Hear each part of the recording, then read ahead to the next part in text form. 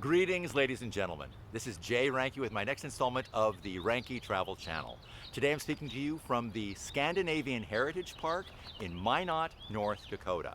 Behind me you see the traditional Stave Church, now largely a symbol of Norway, and to the north of me is the traditional Dala Horse, which is a symbol of Sweden. I'm going to say more about those in a few minutes when I tell you about an event that takes place every year here in Minot.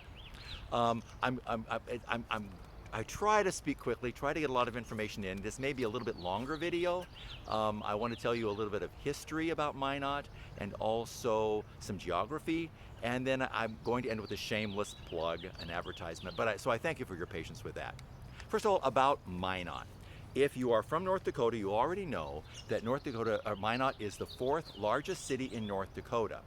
Fargo is the largest, then Bismarck, then Grand Forks. Minot in north central North Dakota, actually it's considered part of western North Dakota, even though it's close to the center part of the state, is just shy of 50,000 people at the last census.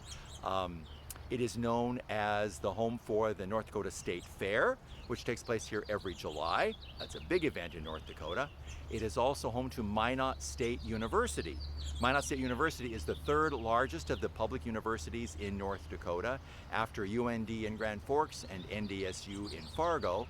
Minot's the third. It's about a fifth the size of those other schools, so it is smaller, but it's got a nice campus and it's well attended.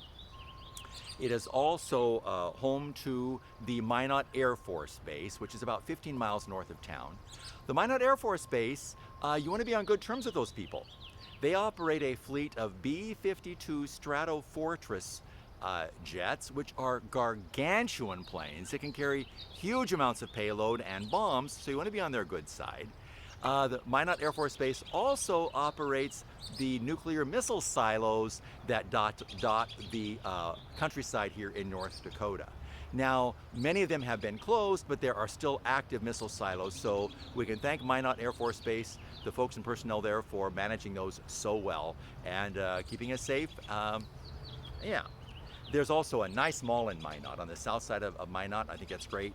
Trinity Hospital, which has been historically downtown Minot, is soon to relocate to a beautiful new campus on the southwest quadrant of Minot. It's always kind of sad when something moves out of downtown, but I think everybody agrees it was pretty needed. But it's going to be a beautiful new hospital there on the south side of town. Minot was also known for a huge flood in 2011. The Souris River, which flows through here, and I'm going to say more about that in a few minutes, flooded about 11 to 12,000 people in Minot, had to relocate. It did huge damage to the city of Minot. It wasn't a life in the sense of people drowning. It was not a fast-moving flood, but it ruined homes all over the lower parts of Minot. And there's been a marvelous reconstruction process that's taken place since, and there's now a series of levees that will protect Minot in case there's another flood. But that was a big deal. Something that I do want to make you aware of is Minot is also home to the Hostfest. Host is spelled H-O. It's an O with a slash through it. I found out that in Norwegian and Danish languages have this O, which is pronounced kind of like Hostfest. Every September, the end of September, it's a Hostfest for Scandinavian Hostfest that is housed at the state fairgrounds. And it celebrates the life and culture of Norway, Sweden, Denmark, Finland. Finland is a little bit different because they actually don't have a Germanic-based language, but nevertheless they're considered a Scandinavian country. And then also Iceland. Those 5 countries form what is considered Scandinavia, and it's a wonderful event that takes place at the fair. Huge amounts of people come from all over. It tends to draw a little bit older crowd than does a state fair, but it still has your big evening entertainment. It's got stages all over for smaller entertainment. I remember the one time I went, there was a country western singer from Sweden who sang, and he sang just like he was from Texas. I couldn't believe it. Okay, so you're going to get that kind of stuff, and food and everything else at the Hostfest. Now, speaking of the Hostfest, let me tell you a bit about the Stave Church behind me. Stave is pronounced S-T-A-V-E. Historically, they were not necessarily a Norwegian church. They were actually throughout Northwest Europe. They began building them in the year 1000 AD. They were spread all over Europe. Norway probably had more of them than anybody else. Up to estimates are between 1,000 and 2,000 of them. Stave, the term comes from how they build, the way they use wood in the building, the beams that they use. I don't fully understand that. But eventually they started tearing them down. Finally, when they stopped tearing them all down, the surviving ones were all in Norway. So the Stave Christian Church became very much a symbol of the Christian church in Norway, but also of Norwegian culture. The Dala Horse is a symbol of Sweden. This comes from the 1600s, from central Sweden, the Dalarna area of Sweden, and where woodworkers would come and forests would be harvested. It was a big woodworking area, and men began carving these little horses. And they were not originally painted, but over the years they became a gift that people would give.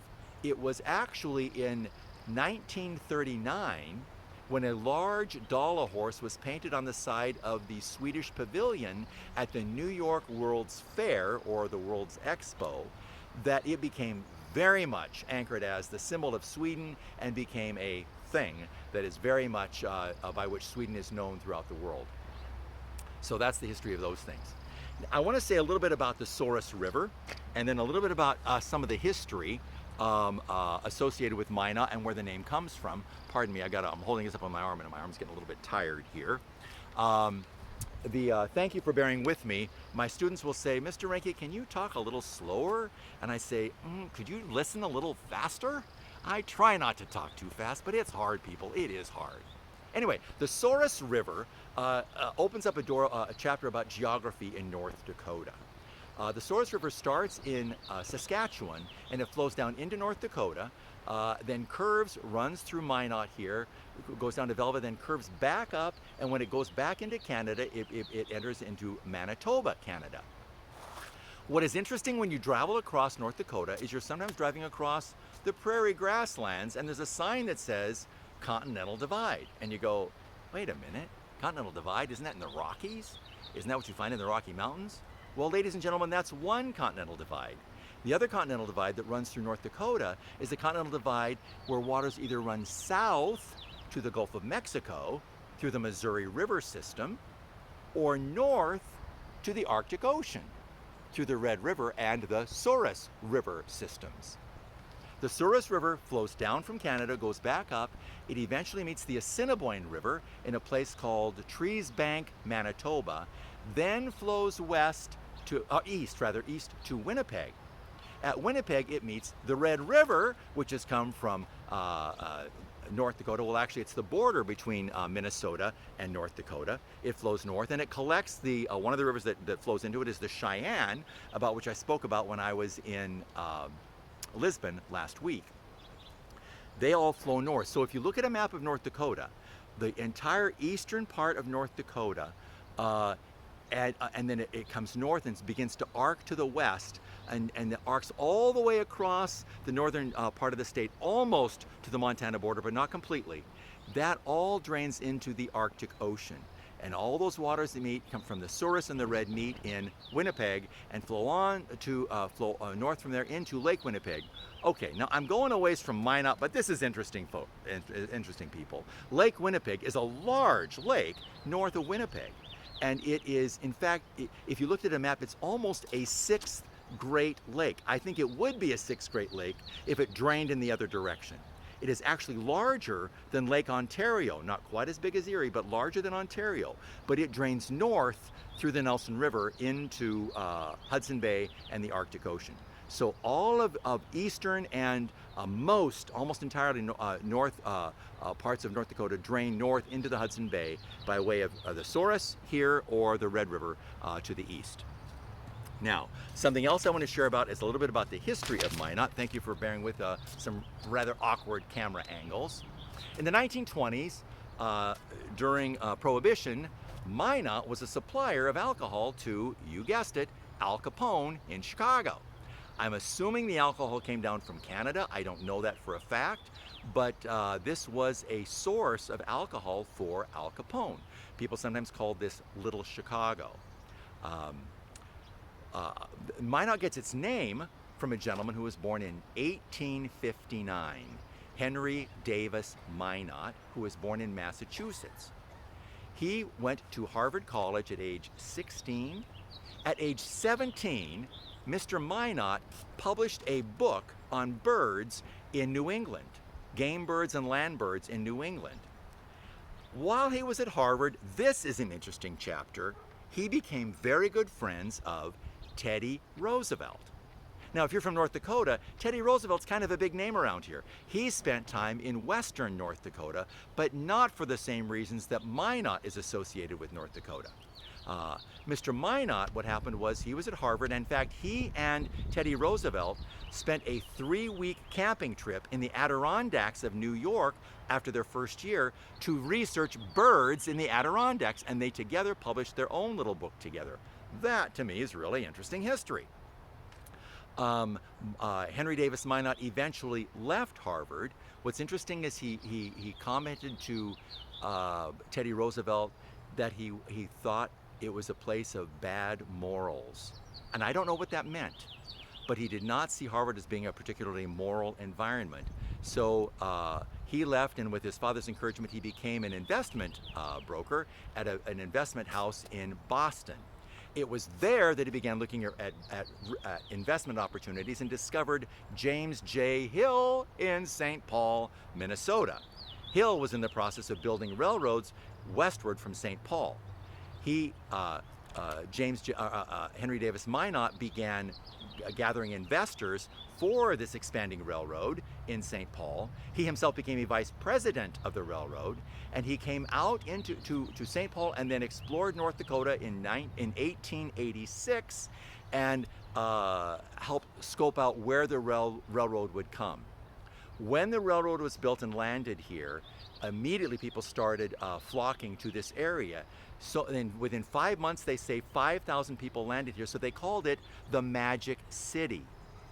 Ever since then, Minot has used the word magic to describe itself. Minot, the Magic City. The mascot for Minot High School is the Magicians.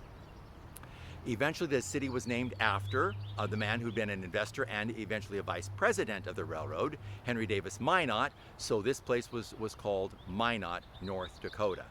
Now, sadly, Mr. Minot and Mr. James J. Hill had a falling out, so they separated. They went their separate ways. But it did leave Minot's name here on the map in North Dakota. Sadly, also, at age 31, he was on another railroad in Pennsylvania, and there was two trains collided, and he was killed in that accident at age 31. So, ladies and gentlemen, there's a little bit about Minot, about the heritage that is celebrated here, the Scandinavian heritage. There's a little bit about the history, the geography, and now here is my plug. Okay, ladies and gentlemen, if you have the opportunity to subscribe, I would appreciate it. I checked in with YouTube this week, and in order to eventually get advertisements, you have to have 1,000 subscribers for over a year. Little did I know. I wasn't really looking at it, but eventually I'm going to retire, and this is kind of fun. I'm enjoying this, people. I really enjoy this kind of stuff. And eventually it could become just a little minor income stream post-retirement, so it's not going to happen overnight. But if you'd be so kind as to subscribe and just to share this video with others, I would really appreciate it. Ladies and gentlemen, thank you so much for the time together. Welcome to Minot, North Dakota. Welcome to God's country. And look forward to talking to you again in the near future. Thank you, goodbye, and God bless.